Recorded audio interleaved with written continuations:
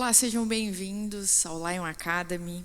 Estamos aqui na nossa segunda aula desse bloco aí, dessa série de características proféticas, características da igreja profética. E hoje eu quero recapitular com vocês nossa primeira conversa aqui. O G começou falando sobre a história da The Lion, explicou também sobre a igreja profética, falou também sobre os profetas.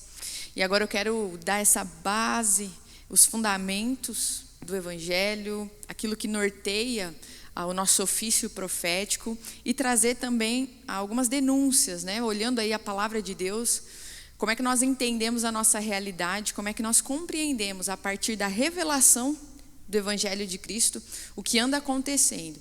Na nossa primeira conversa, nós falamos sobre o agir processual de Deus. Então, nós estamos aí nesse caminho, nessa história, nesse destino profético, onde tudo se consumará no grande dia do Senhor, aquele dia de julgamento, dia de consumação de todas as coisas. Jesus é aquele que cumpriu todas as profecias. O Filho de Deus, na morte de cruz, na sua redenção, a redenção de Cristo para a humanidade, ele cumpriu todo o plano de Deus e tudo aquilo que foi profetizado só é possível de ser vivido porque Jesus viveu entre nós, morreu, ressuscitou e levou sobre si, ele fez justiça na terra e tem restaurado todas as coisas debaixo do seu senhorio. Então, a partir disso, eu quero conversar com vocês hoje, entrar aí mais a fundo em conteúdo, falar um pouquinho sobre a situação da igreja brasileira e trazer para vocês 5 gigantes aqui, a partir do Evangelho de Jesus, que nós enfrentamos como igreja, fazer denúncias de tudo que nós temos visto. Então vamos falar um pouquinho sobre o noticiário hoje, vamos entender aí, nós temos tido tantas notícias desafiadoras e parece que elas têm aumentado, não é mesmo?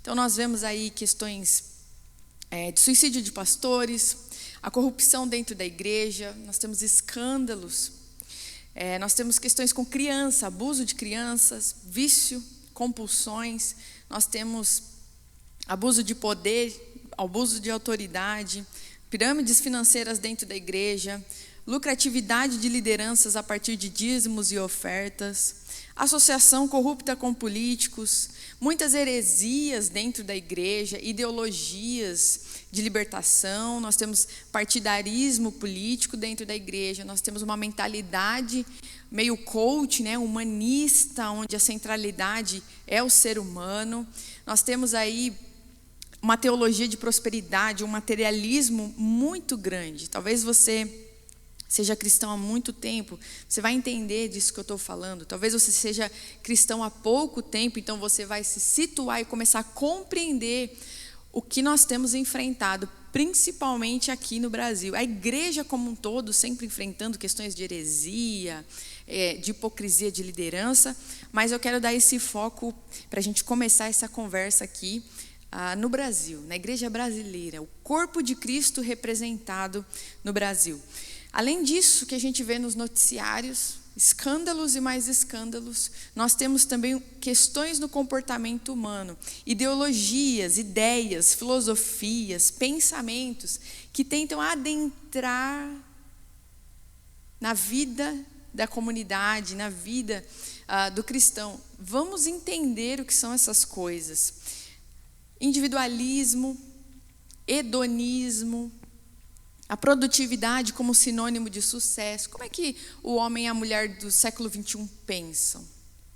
Quais são as crenças que nos norteiam? Qual é a cultura que nós estamos inseridos? Velocidade de pensamentos e intoxicação por informações. Então nós temos aí muita informação.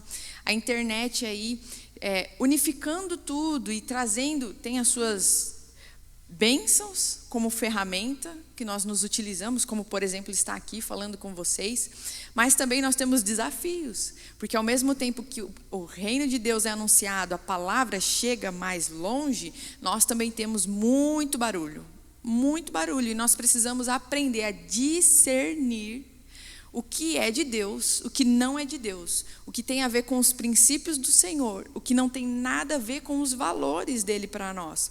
Nós temos aí um contexto de meritocracia muito grande, ou seja, o ser humano, a gente está em constante disputa para ver quem é melhor, seja no ambiente de trabalho, seja na formação acadêmica, seja em casa mesmo. Nós temos extrema dificuldade nos dias de hoje com relação a esse assunto. Dentro da igreja, por vezes, a meritocracia é o que norteia o crescimento espiritual das pessoas. Então, se o fulano de tal, ele tem mais formação acadêmica, então são coisas que balizam a nossa história, o nosso convívio, e que muitas vezes a gente não sabe nem de onde vem, mas nós somos criados nesse contexto de fazer para merecer.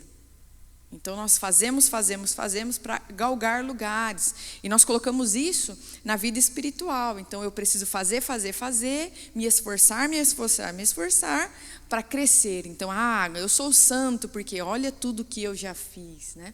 Então, outro ponto também, a banalização e descrença do mal. O relativismo, gente, é um enorme desafio para nós como igreja, porque agora tudo depende.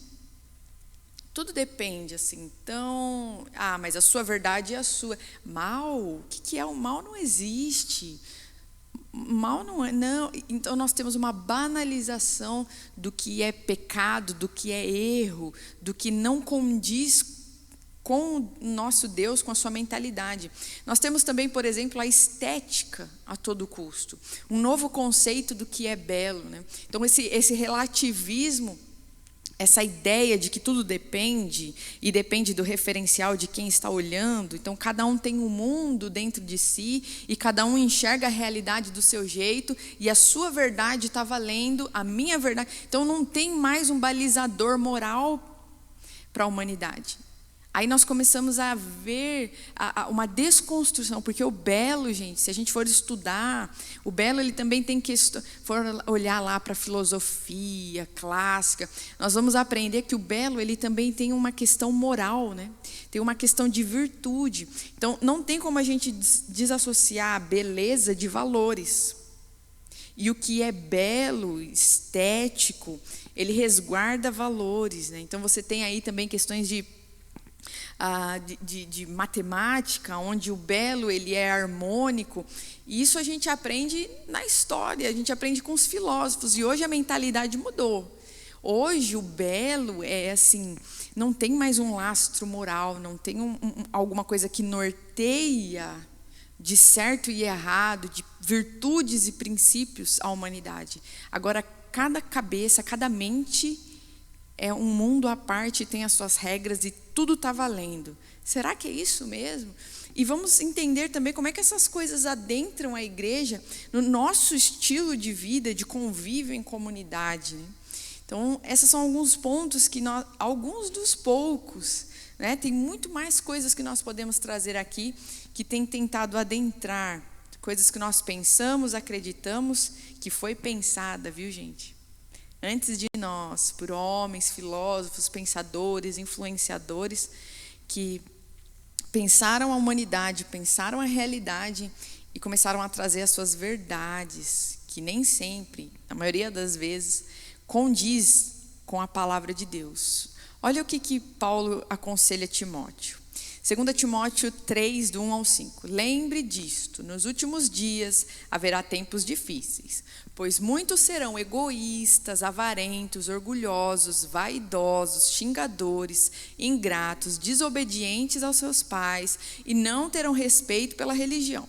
Não terão amor pelos outros e serão duros, caluniadores, incapazes de se controlarem, violentos e inimigos do bem. Serão traidores, atrevidos e cheios de orgulho. Amarão mais os prazeres do que a Deus. Parecerão ser seguidores da nossa religião, mas com as suas ações negarão o verdadeiro poder dela. Fique longe dessa gente. Olha só, será que isso aqui não é muito pertinente para nós? Será que nós não estamos em dias onde o que impera é a idolatria do eu? Será que nós não podemos olhar para a nossa sociedade, ver o noticiário e entender o quão egoísta a humanidade tem se tornado, e cada um possui um Deus dentro de si, um egoísmo, uma egolatria, um pensar só em si mesmo. Gente, isso não tem nada a ver com o Evangelho. Não tem nada a ver com o Senhor. E nós precisamos lutar e combater com essas filosofias que colocam o ser humano no centro de todas as coisas. A nossa conversa hoje, a nossa aula é justamente sobre isso. O que está na centralidade das nossas vidas. O que nós anunciamos na nossa existência? Nós estamos correndo atrás só dos nossos próprios interesses? Como isso afeta o estilo de vida em comunidade? Porque a palavra de Deus, o Evangelho, fala sobre um corpo, sobre um coletivo, sobre compreender o próximo e amar o outro também. Então nós precisamos lutar ferreamente com isso. E nós vamos, como igreja profética, denunciar esse comportamento que está nas lideranças, que está nas igrejas, por vezes onde a gente idolatra personalidades, a gente idolatra seres humanos. E esse é um dos pontos aqui que eu já quero conversar com você. Hoje nós vamos entender esses 5 gigantes. Eu quero trazer 5 gigantes para nós, que nós temos aqui que combater dentro da igreja e lutar contra esses pecados, denunciar, não aceitar isso no nosso meio, como povo de Deus. Deixa eu falar uma coisa para você. Você é diferente. Você é diferente da cultura desse mundo. Se a correnteza do mundo está indo para lá, nós não vamos para lá porque todo mundo está indo. Nós vamos para onde o Senhor ordena e direciona para nós. Nós não temos que parecer com o mundo. Não temos que ficar bonitos para o mundo. Nós estamos, e falamos sobre isso, nós estamos nos preparando para o noivo, com os valores, as convicções do noivo. Então, por vezes, existem coisas que estão acontecendo na nossa realidade, na cultura aqui do povo brasileiro, nos gostos e nos hábitos, que não condizem nada com a palavra de Deus. E nós precisamos, em nome de Jesus, romper com tudo aquilo que é ruim, tudo aquilo que nos separa, que não condiz e não tem a ver com Jesus. Nós precisamos romper com estas coisas. Vamos lá, 5 gigantes que têm assolado, que nós vamos lutar, vamos vencer em nome de Jesus. E isso não vai ficar no meio da igreja, gente. Em nome de Jesus. Primeiro de tudo, a idolatria, o amor ao dinheiro, o apego ao dinheiro, o apego material, aquele amor, a idolatria de Mamon, né? Aquela veneração dos bens materiais, essa busca humana desenfreada por enriquecimento, por aquisição material. Isso não condiz com a igreja, não condiz. Essa religiosidade, a idolatria, então, como o servir ao sistema religioso. Então, tudo que a gente faz, a gente é automatizado e sistematizado numa ritualística que não tem condução do Espírito. Então, nós fazemos, é culto e faz isso e faz aquilo. A gente faz e deposita num sistema religioso, numa metodologia, a nossa redenção. A gente não anda com Jesus, não consulta Cristo, não tem vida de oração. A gente vai para o culto e a gente faz aula disso, faz aula daquilo, separando a suficiência de Cristo, a condução do Espírito Santo e depositando tudo num ambiente religioso, num CNPJ. Isso é pecado, é idolatria. Nós temos a idolatria, o culto às celebridades, por exemplo. É entregar, tirar de Jesus a veneração, a obediência, a entrega e colocar em seres humanos. Então agora não é mais Cristo que conduz a nossa vida, é o pastor, a pastora XYZ, é o líder fulano de tal que diz o que eu faço, o que eu devo fazer, para onde eu devo ir. Isso é idolatria e nós precisamos combater isso em nome de Jesus. Êxodo 20, do 1 ao 5 diz assim: Deus falou e foi isto que ele disse: meu povo, eu, o Senhor, sou o seu Deus. Eu o tirei do Egito, a terra onde você era escravo. Não adore outros deuses, adore somente a mim. Não faça imagem de nenhuma coisa que há lá em cima no céu, ou aqui embaixo na terra, ou nas águas debaixo da terra. Não se ajoelhe diante de ídolos, nem os adore, pois eu, o Senhor, sou o seu Deus e não tolero outros deuses. Eu castigo aqueles que me odeiam, até os seus bisnetos e trisnetos. Olha só, nesse tempo aqui a gente tem uma forte idolatria de esculturas, de imagens, né? Hoje em dia onde está o ídolo? Já parou para pensar? Onde estão os ídolos? Porque nós podemos dizer, nessa construção aí humana, desde o século XVI para cá, nós estamos tendo aí uma idolatria, uma construção, uma mentalidade, onde a devoção, a idolatria, não está mais simplesmente em objetos, não, está dentro do ser humano. Agora o ser humano ele adora a si mesmo.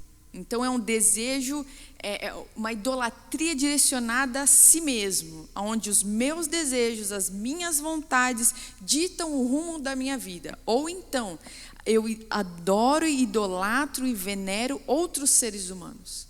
Então, em nenhum outro tempo, se a gente for olhar para a história, tanto o ser humano se tornou idólatra de si mesmo, onde ele vive a vida buscando fazer os seus próprios desejos, realizando eles e buscando as suas próprias vontades.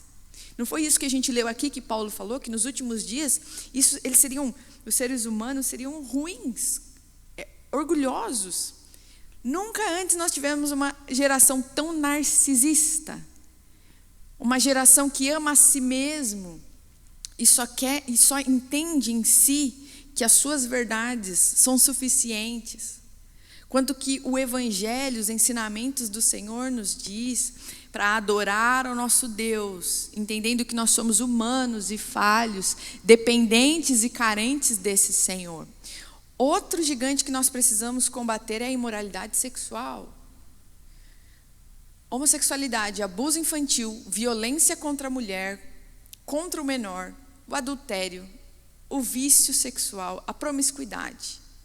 Todas essas coisas são condenadas por Deus e não condizem com o estilo de vida que Ele tem para o seu povo.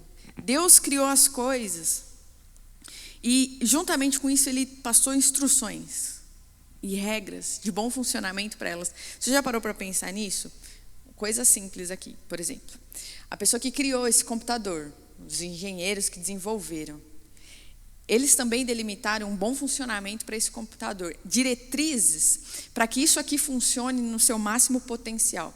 Se nós utilizamos um notebook, por exemplo, para fazer uma coisa que ele não foi criado para fazer, a gente vai quebrar ele, não vai? Então, se eu pego esse notebook e uso ele de martelo, o que vai acontecer? Eu vou acabar com esse notebook. Vida sexual é isso. Os relacionamentos humanos é isso. Deus criou, Ele projetou e Ele deu diretrizes para que houvesse um bom funcionamento. Quando nós extrapolamos isso, o bom funcionamento dado por Deus das coisas, quando há um abuso de função, nós estamos comprometendo. Então, o ser humano não foi criado para certas coisas. E isso nos fere. Espiritualmente falando, emocionalmente falando. Então, tudo aquilo que foge do plano de Deus para essa área da vida dos seres humanos gera morte em nós. De N maneiras possível. A imoralidade sexual é isso. É quando o ser humano ele se põe a passar limites daquilo que Deus projetou para o ser humano nessa área. Consequentemente, gente, a morte. Assim como eu não posso pegar esse computador e sair usando ele de martelo, eu vou acabar com o computador. Assim também é a vida humana e os seus relacionamentos. Existe uma forma saudável de se relacionar, existe uma forma santa que haverá vida e saúde. E é simples assim. Então, olha só, 1 Coríntios 6:18. Fujam da imoralidade sexual. Qualquer outro pecado que alguém comete não afeta o corpo. É sobre isso que a gente está falando, sobre o funcionamento do notebook. Qualquer outro pecado que alguém comete não afeta o corpo, mas a pessoa que comete imoralidade sexual peca contra o seu próprio corpo. Ou seja, você está prejudicando o seu próprio corpo. Você está prejudicando o bom funcionamento que Deus deu para você, que Ele criou perfeitamente. Então, nesse ambiente que nós vivemos, nessa geração onde tudo vale, tudo é possível, não existe certo e errado, nós estamos vivendo nesse quesito da sexualidade humana como verdadeiros kamikazes. Vocês entendem isso? Totalmente desgovernados, desregrados, com um estilo de vida autodestrutivo. A imoralidade, ela é autodestrutiva para o ser humano. Enquanto nós não entendermos isso, nós rumamos para a destruição do nosso próprio eu. Nós não podemos aceitar isso dentro da igreja.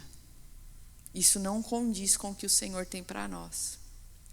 Terceiro gigante que nós precisamos lutar: as heresias, distorções doutrinárias, o controle por meio das filosofias, a manipulação do rebanho, esvaziamento do evangelho, aquela banalização, você marginaliza Cristo e fica só aqui com os conceitos e alguns entendimentos, dá umas alteradas aí, não atinge e não vive a plenitude do evangelho, mas constrói uma religião com jargões cristãos, com jeitão de ser, com uma ritualística de ser, mas que não tem Jesus no centro disso tudo.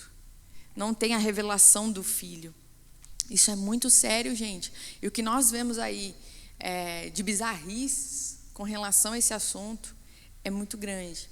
2 Pedro 2,3 diz assim: no passado apareceram falsos profetas no meio do povo, e assim também vão aparecer falsos mestres entre vocês.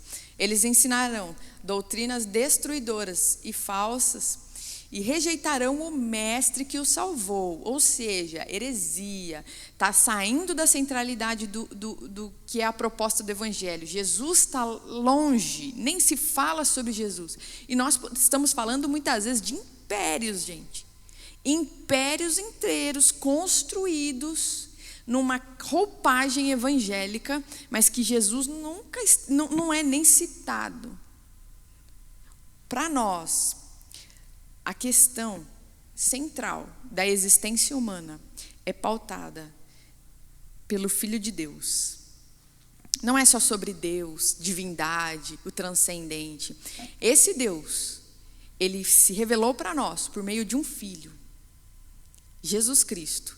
E nós entendemos a realidade, que nós acessamos as verdades espirituais por meio de Jesus, que está vivo, ressuscitou.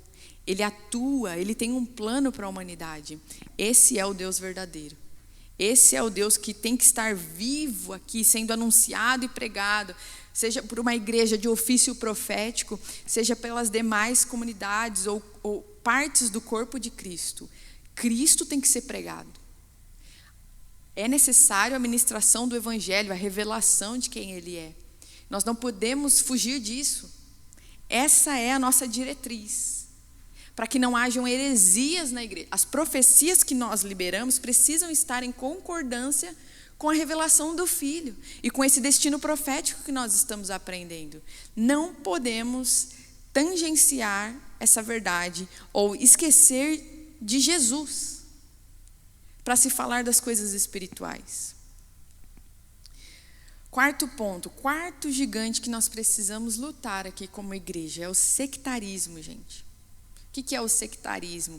São as divisões, aqueles partidarismos, as divisões de placa, competição entre denominação A e denominação B, essa zombaria de um é melhor do que o outro, um é pior do que o outro, a separação do corpo. Então a igreja tal brigando ou então menosprezando vertente tal pelo simples fato de serem CNPJs diferentes. O sectarismo, nós precisamos lutar pela unidade do corpo. E esse é um aspecto muito interessante do profético também, né?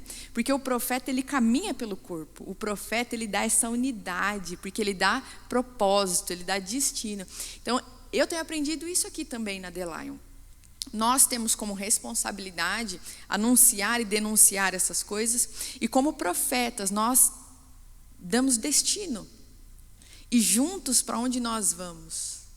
Como corpo, a revelação, o entendimento de que nós iremos viver na presença e na glória com o nosso Pai, e que vamos combinar, eu não sei se você já parou para pensar nisso, mas não tem bairro pentecostal no céu. Não vai ter bairro tradicional histórico.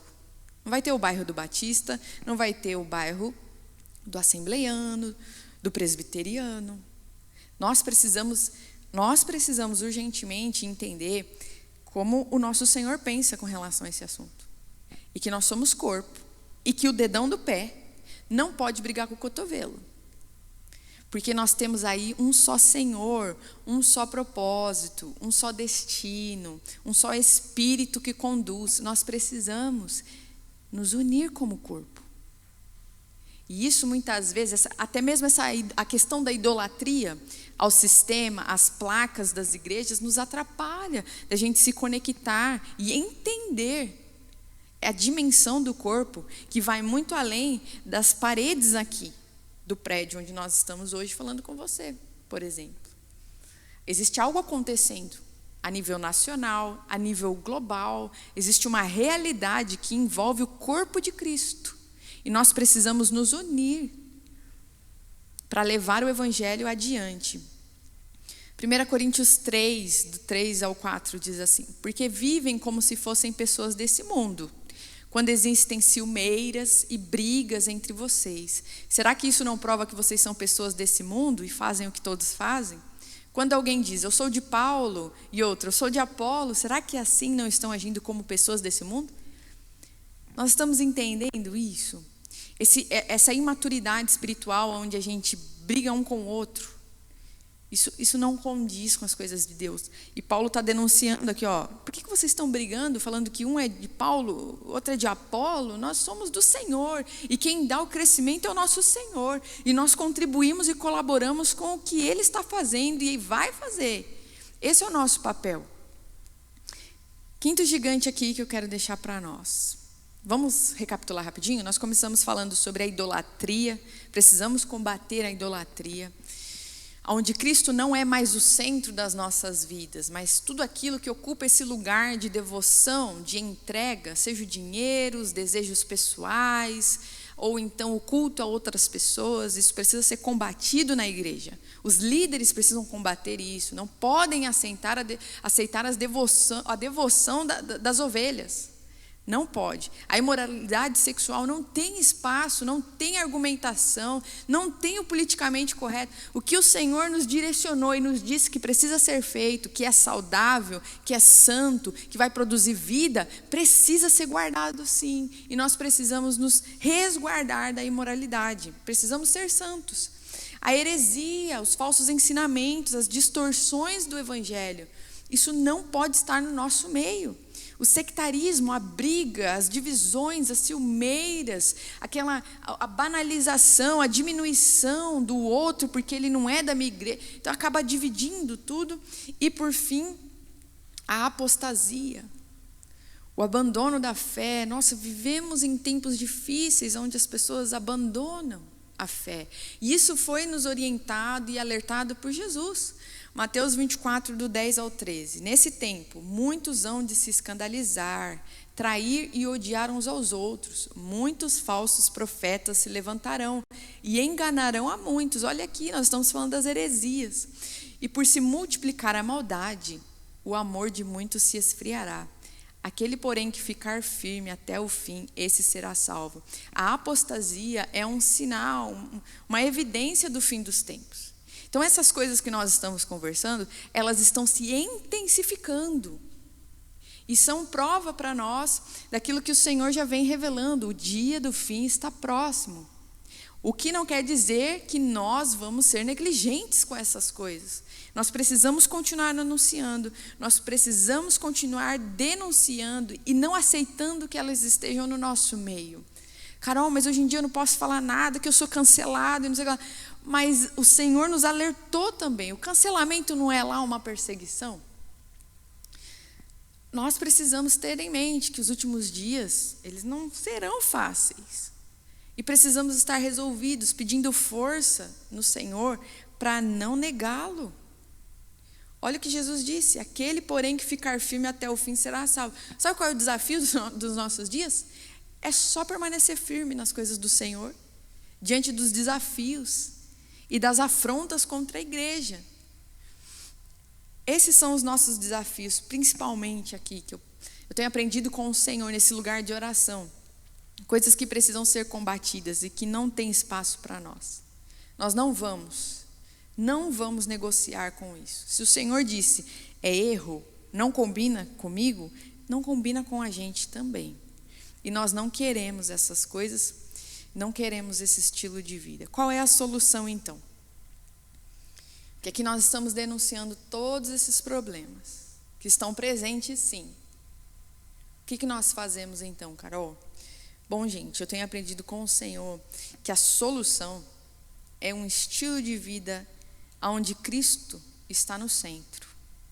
Nossa, mas de onde você está tirando isso? Colossenses 1, 15 ao 23. Ele, o primeiro filho, é a revelação visível do Deus invisível. Ele é superior a todas as coisas criadas, pois por meio dele Deus criou tudo no céu e na terra, tanto o que se vê como o que não se vê, inclusive todos os poderes espirituais, as forças, os governos e as autoridades. Por meio dele e para ele Deus criou todo o universo. Antes de tudo, ele já existia, e por serem unidos com ele, todas as coisas são conservadas em ordem e harmonia. Ele é a cabeça do corpo, que é a igreja, e é ele quem dá vida ao corpo. Ele é o primeiro filho que foi ressuscitado, para que somente ele tivesse o primeiro lugar em tudo, pois é pela própria vontade de Deus que o filho tem em si a mesma natureza completa de Deus.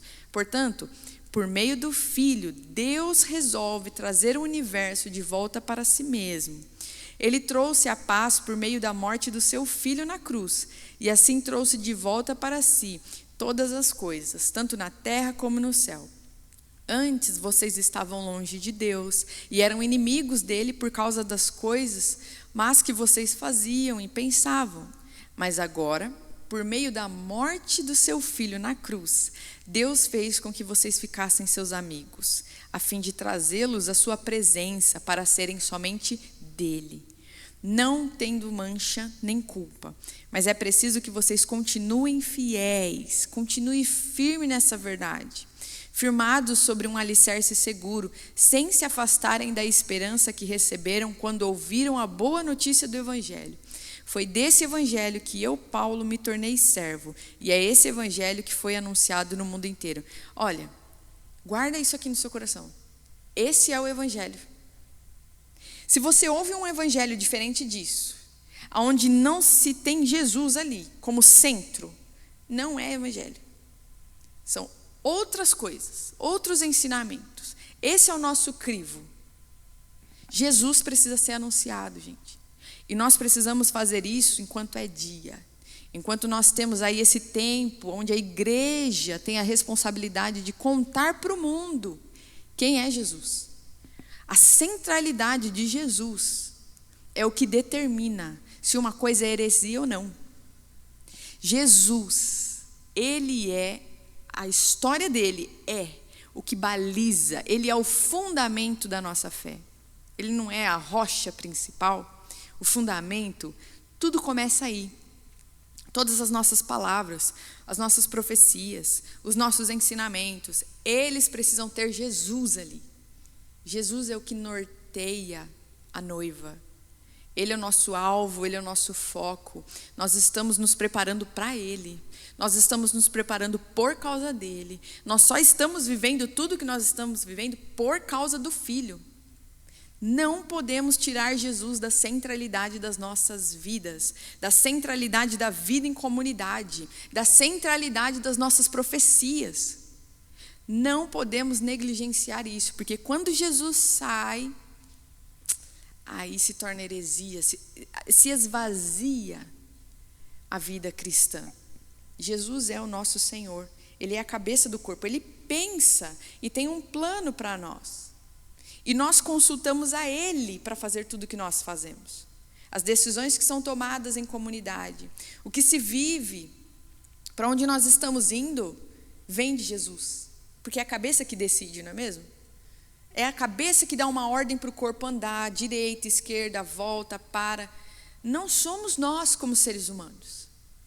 Então, além disso, nós precisamos entender também que nós temos que consultar a Ele. Por isso que o estilo de vida de oração, meditação nas Escrituras.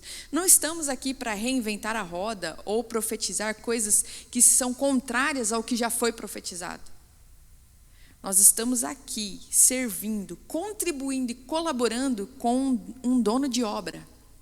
Nós trabalhamos com coisas que não são nossas, mas que nós fomos incluídos nesse plano maravilhoso que se concretiza em Jesus.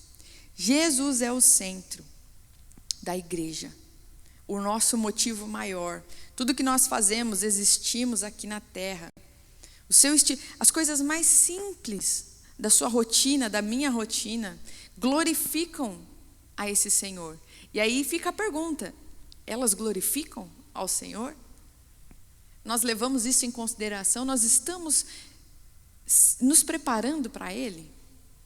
Qual é o lugar que Jesus ocupa nas nossas vidas pessoais? Qual é o lugar que Jesus está ocupando nas nossas pregações? Qual é o lugar que Jesus está ocupando nos nossos louvores, nas nossas orações, nas suas escolhas para a sua vida? Jesus é o centro. E eu quero trazer aqui para nós as consequências da gente errar, porque agora a gente já entendeu que existem problemas, a gente está ouvindo a solução. Agora vamos entender algumas evidências para saber quando a nossa vida não está levando Jesus em consideração. Quando nós estamos vivendo, ou então, focado na nossa razão, e vamos olhar para comunidades que focam na razão humana, no entendimento, na inteligência, ou então focando simplesmente na experiência, nas emoções, nas sensações, num frenesi. Eu quero trazer rapidamente aqui, vou citar aqui algumas características de dois lados da mesma moeda. Duas coisinhas aí, duas expressões na nossa realidade aqui como igreja que aparecem quando Jesus não é o foco. Ou estamos lá, vivendo uma vida em comunidade onde a nossa razão manda, então a gente calcula que deve ser dessa forma, ou então a nossa faculdade diz para ser assim, e a gente toma as decisões, ou então nós estamos simplesmente em frenesis e experiências esvaziadas da razão. Carol, de onde você tirou tudo isso? Lá em João 4:23 diz assim, Jesus falou: no entanto, está chegando a hora, e de fato já chegou, que os verdadeiros adoradores adorarão o Pai em espírito e em verdade. São estes os adoradores que o Pai procura. Então, falando de adoração, de glorificação do nome do Senhor, no nosso estilo de vida, Ele quer que a gente adore Ele em espírito, nas coisas espirituais que humanamente não se compreende, mas em verdade também. No entendimento, na revelação, no raciocínio. Então, em espírito, sobrenaturalmente falando, e em verdade, naquilo que se organiza com a realidade humana. Estes que adoram dessa forma, que vivem um estilo de vida assim, eles encontram o Pai e adoram ao Pai em espírito e em verdade. E são essas pessoas que o Senhor está procurando. Então, vamos lá. Nós temos uma vida focada na experiência, no misticismo. Nós temos, do outro oposto do problema e do pecado, uma vida focada no ego humano. E nós temos aí o saudável, o equilíbrio, a revelação que nós temos, que precisamos viver em espírito e em verdade. Então nós temos aí a experiência esvaziada. Temos uma idolatria. Se nós olharmos para comunidades, nós veremos uma idolatria do líder. Comunidades onde você foca só na experiência, só no frenesi, ou só aquelas coisas e mover espiritual, que a gente diz que é espiritual, mas que são coisas que estão esvaziadas de verdade, de evangelho, de Cristo. Nós temos uma idolatria do líder nessas comunidades. Do outro lado, nós temos uma idolatria da inteligência humana, onde tudo que é feito nessas comunidades é a partir da racionalização humana. onde as decisões são tomadas porque nós somos inteligentes ou porque no seminário eu aprendi assim, não tem uma condução do Senhor. O que é uma igreja saudável? Uma comunidade saudável, um corpo saudável, gente? É quando Cristo está no centro e Cristo conduz todas as coisas. Onde Jesus é o líder. E os seus líderes, eles têm uma vida de adoração e de devoção, de oração, buscando a revelação do que precisa ser feito, buscando o direcionamento das decisões que precisam ser tomadas. Por outro lado, quando o foco é só na experiência, uma questão mística, nós temos um objetivo de sentir só.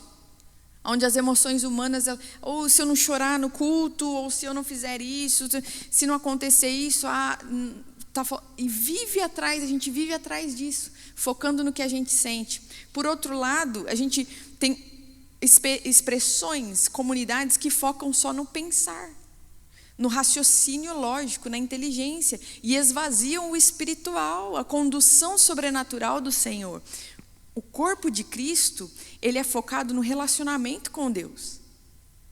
Então não é na razão, na ciência, não é uma palestra de coaching, mas também não é um frenesi desgovernado, onde não tem pregação da palavra, onde não tem o raciocínio, o arrependimento e a mudança. Não. O que o Senhor tem para nós como corpo, quando Ele é o centro, nós estamos focados em nos relacionar com Ele, em conhecê-lo por meio da oração, da meditação na palavra e dos exercícios espirituais. Nós somos conduzidos por esse relacionamento com o Senhor. Nós temos aí também, a lista é grande, eu vou citar só algumas aqui, tá?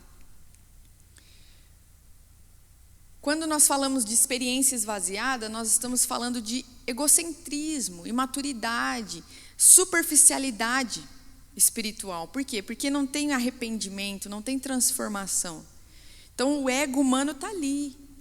E não se acessa em verdade, em arrependimento, as coisas de Deus. Por outro lado também, quando nós pensamos no estilo de vida só racional, nós também estamos falando de um egocentrismo. Vocês entendem que as duas expressões de vida, viver pela emoção e viver pela razão, nas duas expressões, o homem está sendo idolatrado, ele é o centro ali e ele norteia a vida. Não é isso que o Senhor tem para nós como igreja, como corpo, como estilo de vida.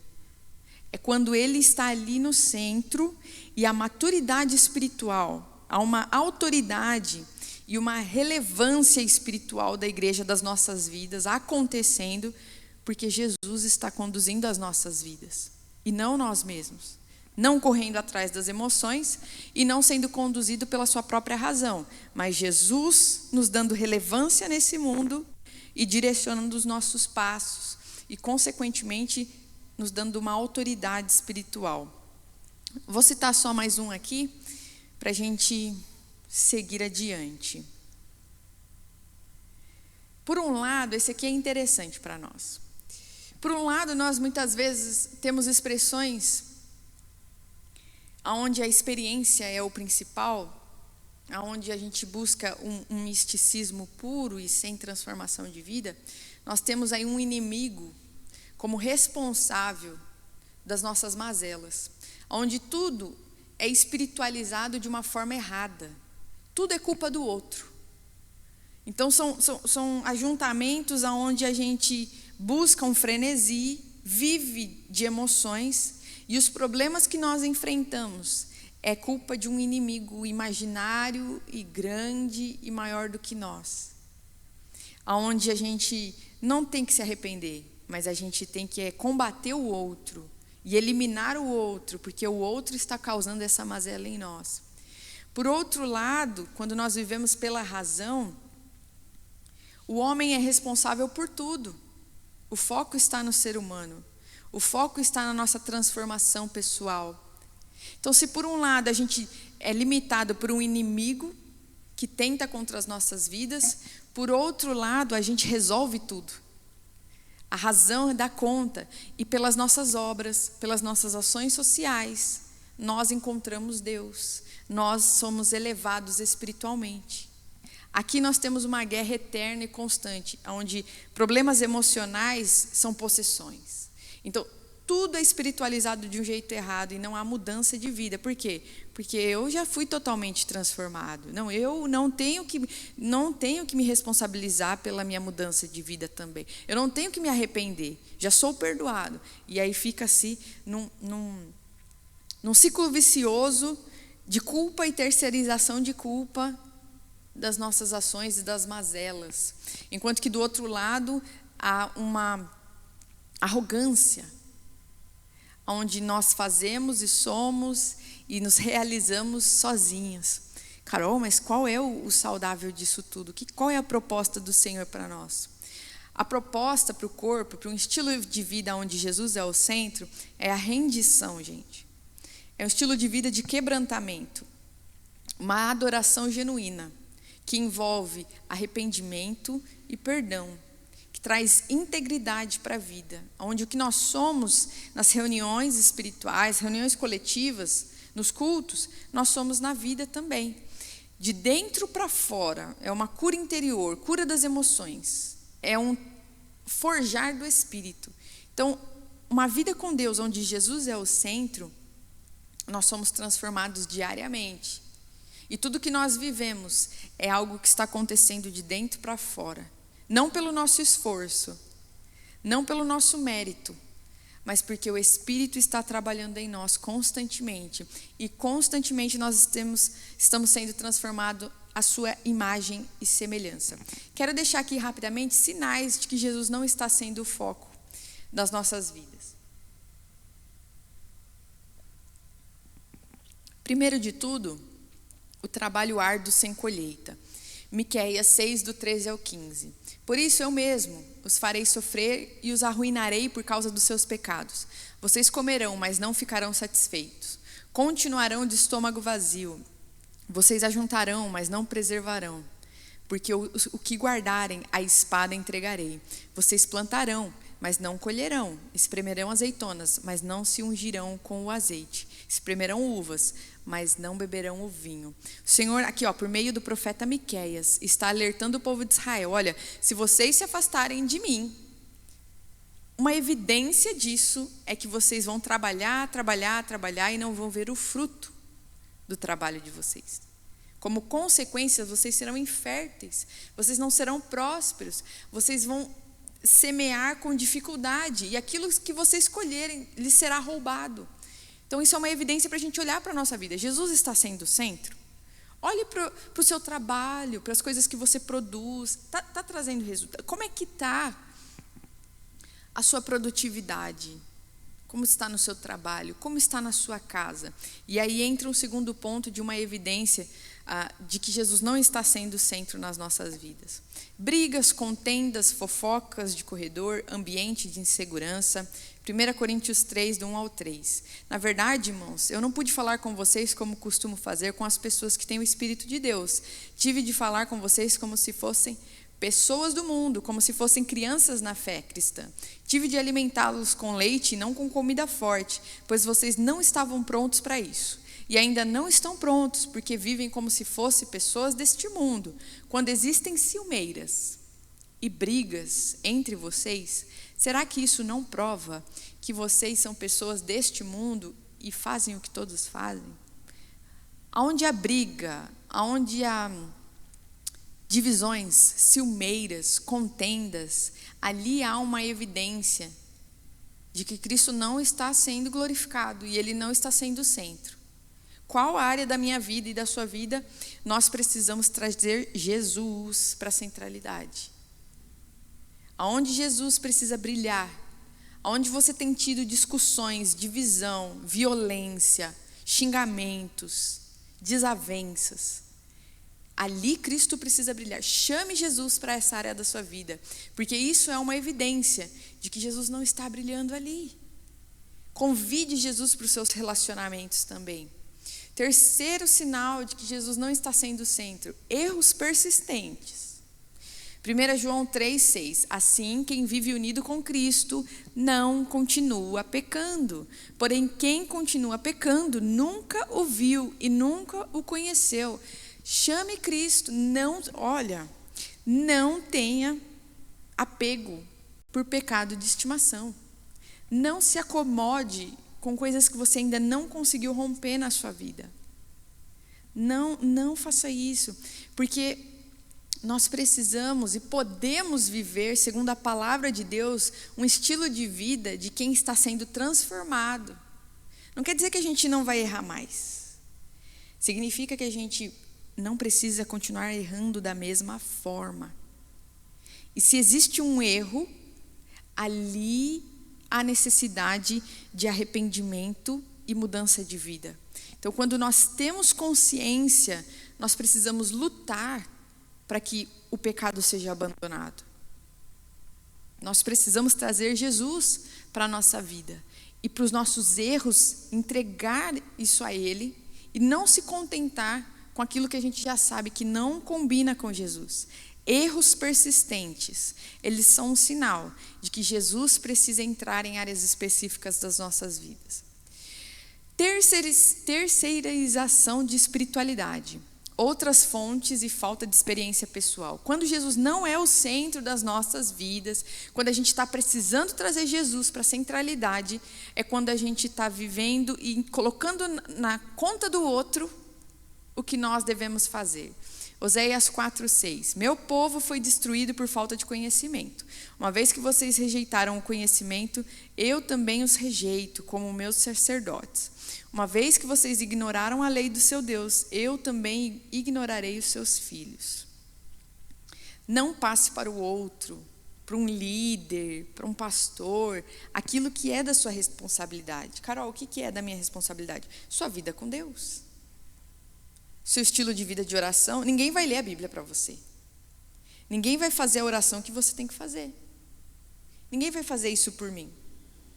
A minha espiritualidade, a minha vida com Deus, sou eu que tenho que cuidar. E quando eu faço isso, ou quando eu terceirizo isso, Jesus não está sendo o centro da minha vida. Outro sinal, o abandono da fé. Como a gente já falou que é um gigante aqui. Dos últimos dias, um sinal de que nós estamos chegando na consumação dos tempos. A apostasia. Quando nós esfriamos na fé, Jesus está deixando de ser o centro, o nosso motivo maior, aquele que nos conduz. Carol, você tem falado aí de problemas dentro da igreja, onde Jesus não é a centralidade. O que o Senhor tem de proposta para nós?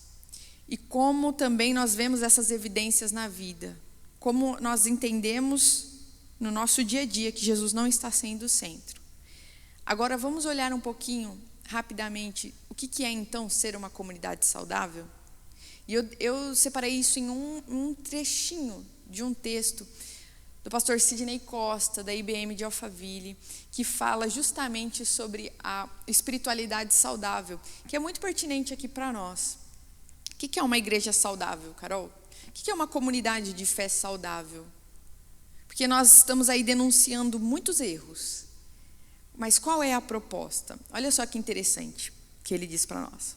Igreja saudável é aquela que entende a sua finalidade, ou seja, tem identidade sólida e madura, fundamentada em Jesus.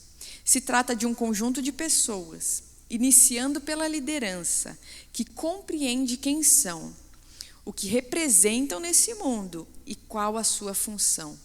Realizam tudo isso tendo a finalidade de glorificar o Filho de Deus. Uau! Aqui nós estamos falando de centralidade de Jesus. Pessoas que entendem o seu lugar, entendem o seu papel no plano de Deus, a sua missão aqui na terra, e tudo que fazem, as suas reuniões, as pregações, os louvores, tudo é para a glória do nome do Filho. Igreja profética, movimento profético, ele só faz sentido se Jesus estiver fundamentando todo esse mover. Se Jesus for glorificado. Nós não queremos e nós não vivemos isso aqui na The Lion. O que, Carol? Experiências esvaziadas, emocionalismos, frenesis, catarses. Não. Nós também não vivemos guiados pela razão humana, pela nossa suficiência, pelo nosso raciocínio lógico, pela ciência humana, pela teologia. Não. Quem nos lidera é o Filho.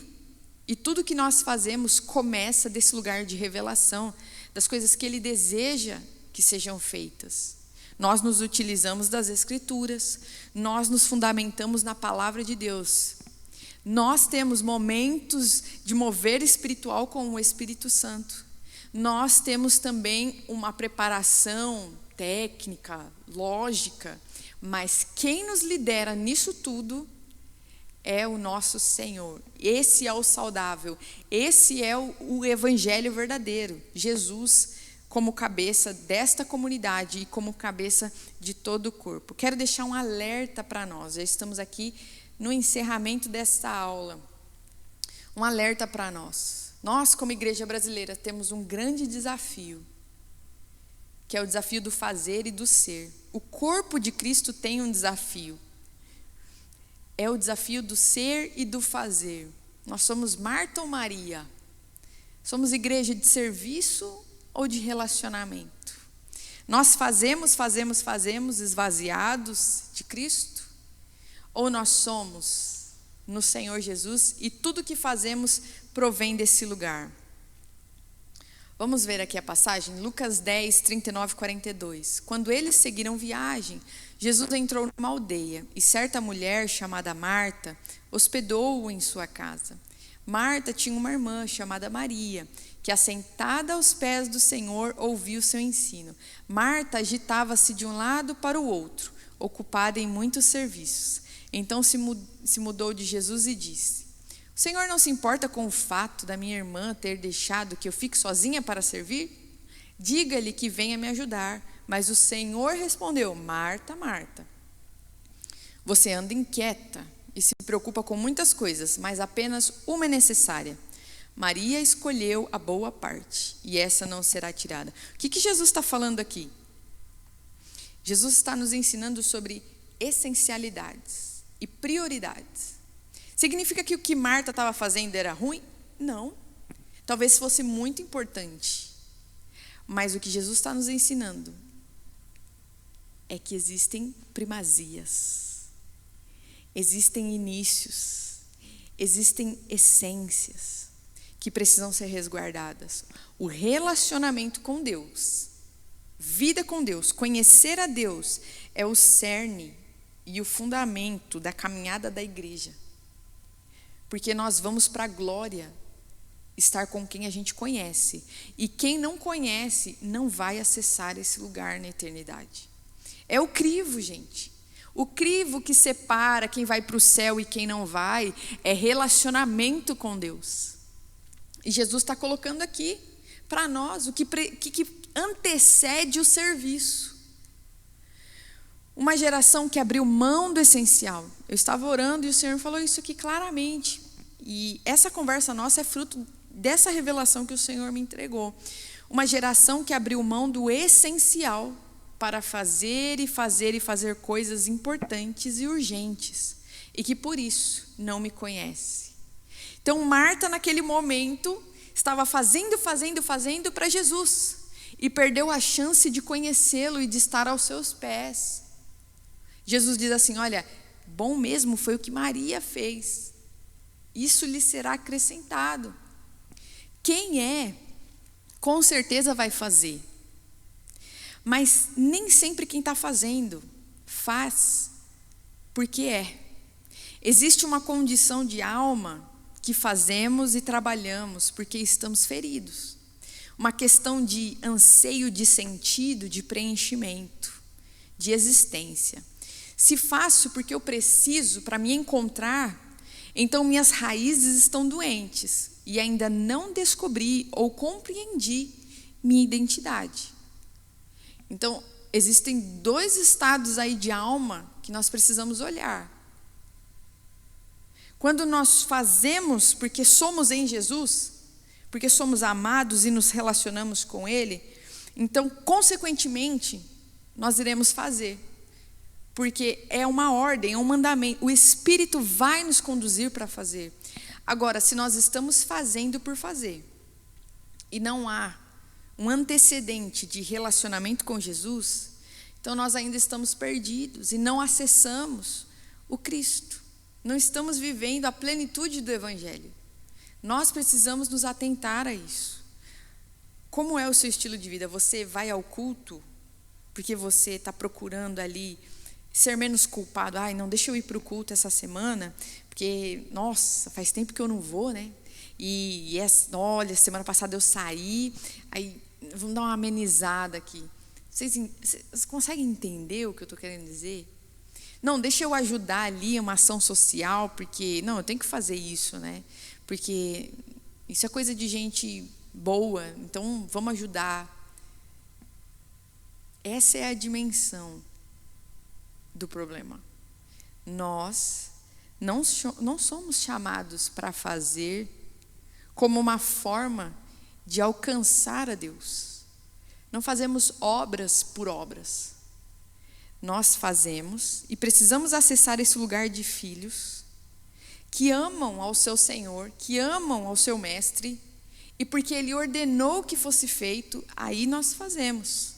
Como Pedro recebeu a ordem de Jesus para apacentar as suas ovelhas. Mas em que momento veio essa ordem? Qual foi a primeira pergunta de Jesus? Pedro, tu me amas? Olha a associação de amor e obras. Porque se você me ama, então cuida. Mas o contrário não. Nem sempre quem está cuidando, cuida porque ama o seu mestre. Então nós precisamos tomar cuidado com isso e nos alinhar com o Senhor. O que fazer, Carol?